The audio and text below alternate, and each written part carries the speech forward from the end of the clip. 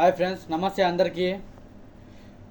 శివుడు, మహాశివుడు, లార్డ్ శివ అనే పేరు వినగానే మనకు ఈ ప్రపంచాన్ని, ఈ లోకాన్ని, ఈ విశ్వాన్ని నడిపించేవాడు, ముందుకు నడిపించేవాడు అనేది మనందరికీ గుర్తుకొస్తుంది ఫ్రెండ్స్.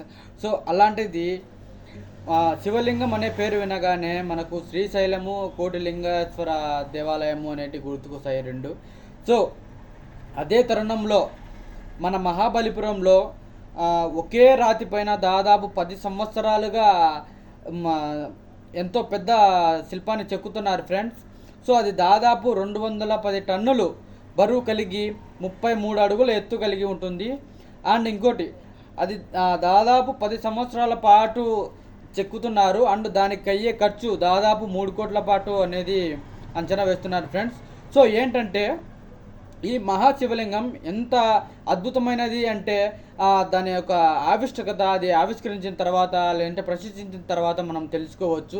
సో ఇది ఏంటంటే మహాబలిపురంలో చెక్కి తర్వాత బీహార్లోని చంపార్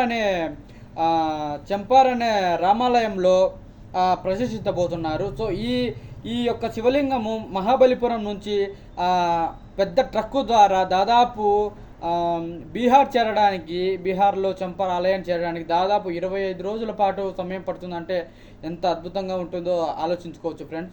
సో దాదాపు దీని యొక్క విజువల్స్ చూస్తుంటే ప్రపంచంలోనే అతిపెద్ద శివలింగంగా పేరుగాంచబోతుందేమో అనే డౌట్ కూడా వస్తుంది. సో ఏంటంటే ఈ శివలింగాన్ని ఎంత కష్టపడి చెక్కారు, ఎంతమంది చెక్కారు, ఏమిటి అనేది ముందు వీడియోలో తెలుసుకోబోతున్నాం. అండ్ ఈ శివలింగాన్ని, ఎంత విశిష్టత కలిగిన శివలింగాన్ని దాదాపు ఎన్ని రోజుల పాటు అంటే 10 సంవత్సరాలు, దాదాపు 10 సంవత్సరాలు 210 టన్నుల బరువు అంటే ఆశా విషయం కాదు ఫ్రెండ్స్. 3 కోట్లు ఖర్చు, దాదాపు 3 కోట్లు ఖర్చు అయిందంట. సో ఏంటంటే ఇంత పెద్ద శివలింగాన్ని ఆవిష్కరించబోతున్నారు మన బీహార్లోని చంపార్ అనే ఊర్లో రామాలయంలో. సో ఏంటంటే మామూలుగా శివునాజ్ఞ లేనిదే చీమైనా కుట్టదు అనేసి ఒక పూర్వకాలం నుంచి లేదంటే సామెత ఉంది. సో శివునాజ్ఞ లేనిదే ఇంతటి మహాశివలింగాన్ని ప్రదర్శించబోతున్నారు. సో లేకుంటే ఇంత మహాశివలింగాన్ని, శివునాజ్ఞ లేనిదే ఇంత పెద్ద శివలింగాన్ని చెక్కారా అనేది ఆలోచించుకుంటేనే చాలా ఆశ్చర్యానికి గురి చేస్తుంది ఫ్రెండ్స్. సో మీరు కూడా ఈ వీడియో నచ్చినట్లయితే లైక్ చేసి, కామెంట్ చేసి, వీలైతే సబ్స్క్రైబ్ చేసి మీ ఫ్రెండ్స్కి కూడా షేర్ చేయండి ఫ్రెండ్స్. Thank you.